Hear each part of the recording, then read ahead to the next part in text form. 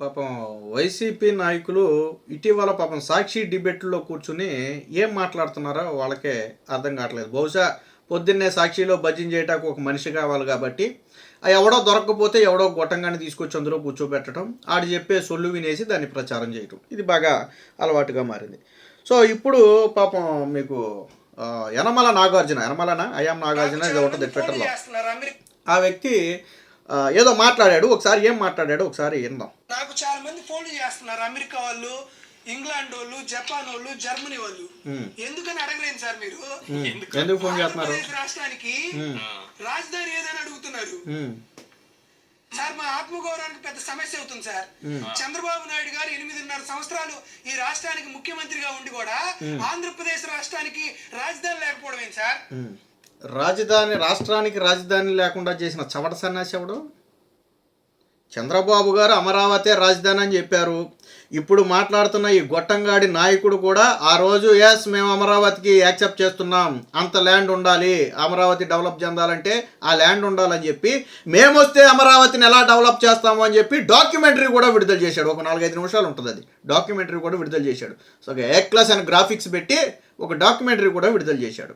తరువాత ఇదే జగన్మోహన్ రెడ్డి అమరావతి రాజధాని కాదు, వైజాగ్ రాజధాని లేదా 3 రాజధానులు అన్నది ఎవడండి? నిజంగా వీడు మాట్లాడిన మాటలకు మరి ఏం చేయాలి? రాష్ట్రానికి రాజధాని లేకుండా చేసిన ఎదవలు వీళ్ళు, వీళ్ళ నాయకుడు వీళ్ళు చేసిందే కాక ఇప్పుడు ఏం మాట్లాడతాడు కూర్చుని? 8.5 సంవత్సరాలు చంద్రబాబు నాయుడు ముఖ్యమంత్రిగా చేశాడు, రాష్ట్రానికి రాజధాని లేకుండా చేశాడని మాట్లాడుతున్నాడు.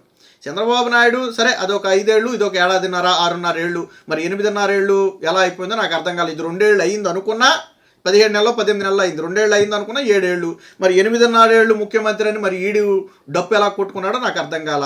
మొదటి 2.5-3 ఏళ్ళు అమరావతి రైతులను ఒప్పించడానికే టైం పట్టింది అమరావతిని ప్రకటించిన తర్వాత. సరే ఏది ఏమైనా చంద్రబాబు గారు ఇది రాజధాని అని, అమరావతి అనేది రాజధాని అని ప్రపంచం మొత్తానికి ఆయన చెప్పాడు. మరి జగన్మోహన్ రెడ్డి రాజధాని ఏంటో చెప్పాడా? అమరావతి రైతులు 5 ఏళ్ల పాటు రోడ్లెక్కి జగన్మోహన్ రెడ్డికి వ్యతిరేకంగా నినాదాలు చేసి, ధర్నాలు చేసి వాళ్ళ కన్నీరు పెట్టుకుంటే ఏ రోజైనా వీళ్ళ నాయకుడు కనీసం వాళ్ళ కన్నీళ్లు తుడిచే ప్రయత్నం చేశాడా? కనీసం రోజు ఆ రూట్లో దోమతెరలు అడ్డం పెట్టుకుని ప్రతి ఇంటి ముందు వెళ్ళాడు తప్ప, సచివాలయానికి వెళ్ళాడు తప్ప, ఏ రోజైనా అమ్మ ఏంటి మీ బాధ ఏంటి అని ఏ రోజైనా కాన్వాయ్ ఆపి మాట్లాడా? అమరావతి రైతులు 5 ఏళ్ల పాటు ఆత్మఘోష ఇదయ్యేలాగా రోజు కన్నీటితో వాళ్ళు 5 ఏళ్ల పాటు ధర్నాలు చేస్తుంటే రోజు అదే రోడ్లో తిరిగిన జగన్మోహన్ రెడ్డి చూసి వదిలేశాడే. మీరు ఎవరైనా వెళ్ళి వాళ్ళని చేరదీశారా? మరి అమరావతి రాజధాని అంటే కాదు అన్న సన్నాసి ఎవడు? నేను ఈ సన్నాసిని అడుగుతున్నా, ఇప్పుడు మాట్లాడిన సన్నాసిని నేను అడుగుతున్నా. అమరావతి రాజధాని అని చంద్రబాబు గారు చెప్తే కాదు అన్న సన్నాసి ఎవడు? నేను అడుగుతున్నా, చెప్పాలి సమాధానం. నేను అందుకే చెప్పా, వీళ్ళకి ఆకు తెలీదు పాకు తెలీదు, వచ్చి కూర్చుంటారు. వీళ్ళు ఏది మాట్లాడితే అది వీడు భజన చేయటం, అడగండి అంటాం, ఈడు ఈశ్వర్ గారు అడగటం. ఎందుకు అని అడగరే బాధపడిపోతున్నారంట. వీడికంట జపాన్ నుంచి వీడికి తెలుగే సరిగ్గా రాదు, వీడికి ఈ మాట్లాడినోడికి తెలుగే సరిగ్గా రాదు. వీడికి జపాన్ నుంచి, జర్మనీ నుంచి, చైనా నుంచి వీడికి ఫోన్ చేశారంట. వీడికి సోషల్ మీడియాలో ఇంకో పేరు కూడా ఉందండి. కాదు ఎందుకు మనం చెప్తే బాగోదు. పక్క రాష్ట్రాలకు కర్ణాటకకు పోతేనో తమిళనాడుకు పోతానో అక్కడ విద్యార్థులు నిలదీస్తున్నారు సార్. రాష్ట్రానికి తల్లి లాంటి రాష్ట్రానికి బిడ్డేదని అడుగుతున్నారు సార్. ఇది జగన్మోహన్ రెడ్డి గారు ఉన్నప్పుడే ఈ ప్రశ్న ఉత్పన్నం అయితే సార్. చంద్రబాబు నాయుడు గారు ముఖ్యమంత్రిగా ఉండగా ఎవరిని అడగట్లేదా సార్ ఢిల్లీలో? చంద్రబాబు గారు ముఖ్యమంత్రి ఉండగా మీ రాష్ట్ర రాజధాని ఏదని ఎవరు అడగలేదే. పోనీ ఫలానా వ్యక్తి అడిగాడు, ఇదిగో ఈ ఆర్టికల్ నీ సాక్షిలో తప్ప ఎక్కడైనా పబ్లిష్ అయిందని ఒక ఆర్టికల్ చూపించు. ఫలానా వ్యక్తి చంద్రబాబు నాయుడు ముఖ్యమంత్రిగా ఉండగా మీ రాజధాని ఏది అని అడిగిన వ్యక్తి ఎవడైనా ఉన్నాడా? నేను వీడికి ఓపెన్ ఛాలెంజ్ చేస్తున్నా. చంద్రబాబు గారు గత 5 ఏళ్ళు ముఖ్యమంత్రిగా ఉన్నప్పుడు కానీ, ఇప్పుడు 17 నెలల్లో 18 నెలల్లో ముఖ్యమంత్రిగా ఉన్న సమయంలో కానీ మీ రాజధాని ఏది అని చంద్రబాబు నాయుడిని అడిగింది ఎవడు? నేను అడుగుతున్నా. జగన్మోహన్ రెడ్డి ముఖ్యమంత్రిగా ఉన్న ప్రతిసారి కూడా మీ రాజధాని ఏది, మీ రాజధాని ఏది, మీ రాజధాని ఏదని అడిగారు. స్కూల్ టీచర్లు భయపడ్డారు తెలుసా? ఒకవేళ పొరపాటున ఎగ్జామ్లో రాష్ట్ర రాజధాని ఏది అని ఇస్తే ఏం సమాధానం చెప్పాలి, పిల్లోడు అడిగితే ఏం సమాధానం చెప్పాలని చెప్పి టీచర్లు భయపడ్డారు. ఒక రాష్ట్రానికి న్యాయమూర్తిగా ఉన్నటువంటి ఒక వ్యక్తి ఒక మీటింగ్లో గతంలో మాట్లాడుతూ నాకు చాలా బాధగా ఉంది, మా అమ్మాయి పక్క రాష్ట్రంలో చదువుకుంటుంది, నాకు అప్పుడప్పుడు ఫోన్ చేసి బాధపడుతుంటుంది, ఏంటమ్మా అని అడిగితేనేమో నాన్న మీ రాష్ట్రానికి రాజధాని లేదని ఇక్కడ ఎగతాళి చేస్తున్నారు నన్ను, ఏదన్నా మాట వచ్చినప్పుడు ప్రతిసారి మీ రాష్ట్రానికి రాజధాని ఏదని అడుగుతున్నారు, నన్ను ఎగతాళి చేస్తున్నారని నా కూతురు బాధపడితే ఇదే రాజధాని అని చెప్పలేని పరిస్థితుల్లో మనం ఉన్నామని చెప్పి ఆయన మాట్లాడాడు. ఇది జగన్మోహన్ రెడ్డి దౌర్భాగ్య పరిస్థితి. చంద్రబాబు గారు రాజధాని అమరావతి అని చెప్పారు. నీ చెవుల్లో చేసం పోసుకుంటే మేమేం చేస్తాం? ఒకవేళ చంద్రబాబు గారు చెప్పింది నా చెవులకి కనపడలేదు, నా కళ్ళకి కనపడలేదంటే నీకు 2 కళ్ళు పోయి 2 చెవులు ఏమైనా పోయినాయేమో. పోయి ఉంటే తెలియదు, వాళ్ళకి తెలియదు. ఎందుకంటే చెవులతో వినలేరు, కంటితో చూడలేరు, కాబట్టి వాళ్ళకి తెలియదు. నీకు తెలియదా? నీకు తెలియదా? నేను అడుగుతున్నా ఇన్ని. ఇంకేం మాట్లాడాడు? విదేశాల్లో ఎవరిని అడగట్లేదు సార్, ఎవరికి ఆత్మగౌరవానికి సమస్య ఉండట్లేదు సార్, నీళ్లు పెట్టట్లేదు సార్. విద్యార్థులు చదువుకుంటూ నా రాష్ట్రానికి రాజధాని లేదని బాగా గాబురు పెట్టి ఆడట్లేదా సార్?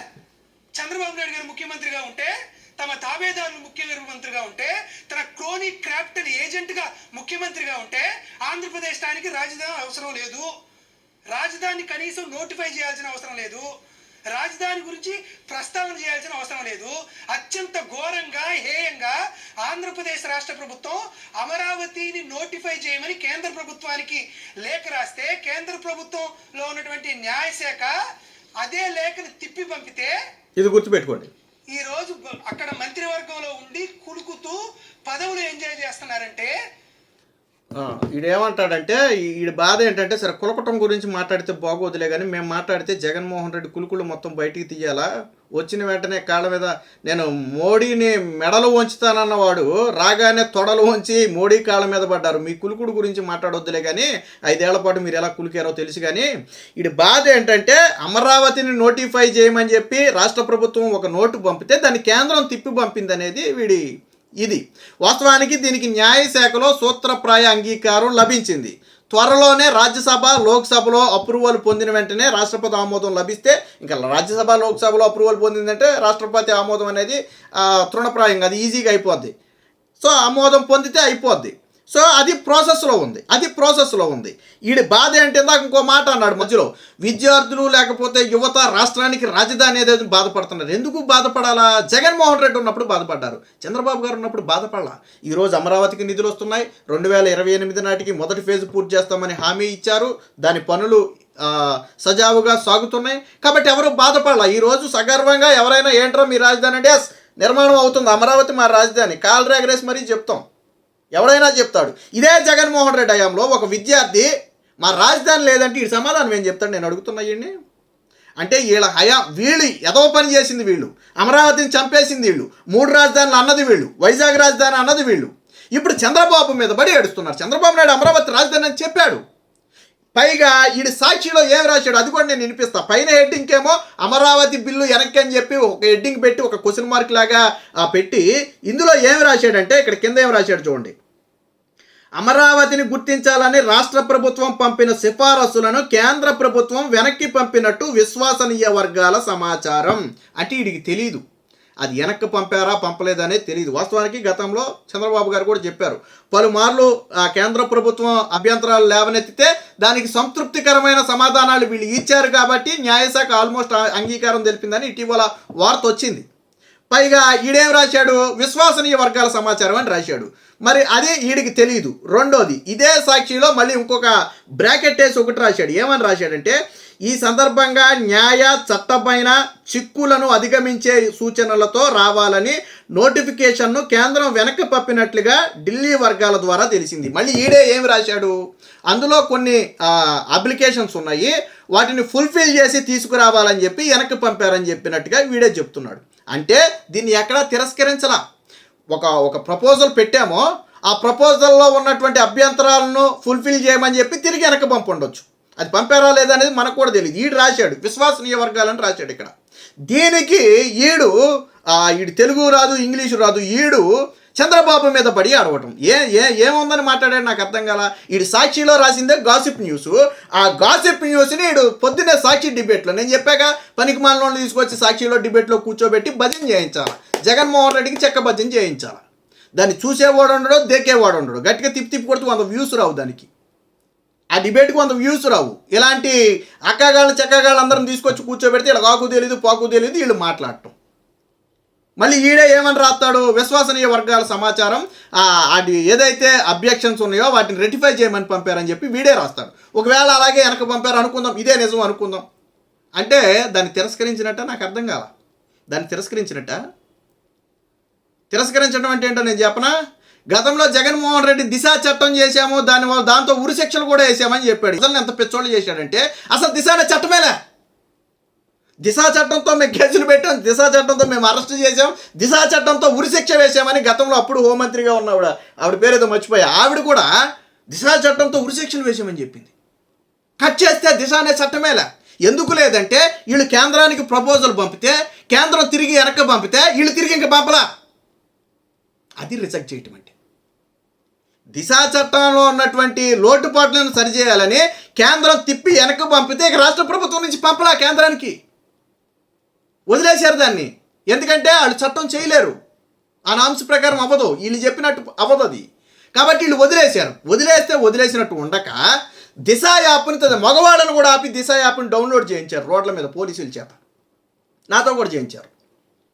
మగవాళ్ళని ఆపి దిశ యాప్ని డౌన్లోడ్ చేయించి ఇన్ని లక్షల మంది, ఇన్ని కోట్ల మంది దిశ యాప్ డౌన్లోడ్ చేసుకున్నారని ప్రచారం చేశారు. మరో పక్కేమో అసలు దిశ చట్టమే రాలా, ఆ చట్టంతో శిక్షలు వేసామని ప్రచారం చేసుకున్నారు.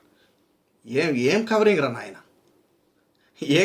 నాయన, వీళ్ళు మాట్లాడతారు. వీళ్ళు తీగలాగితే డొంకంతా వదులుద్ది మీది.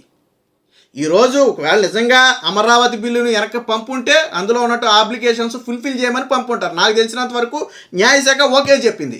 లోక్సభ, రాజ్యసభలో మాత్రమే ఆమోదం పొందాలి. ఇదే కేంద్రం అమరావతి రాజధానిని ఒప్పుకుంది కదా.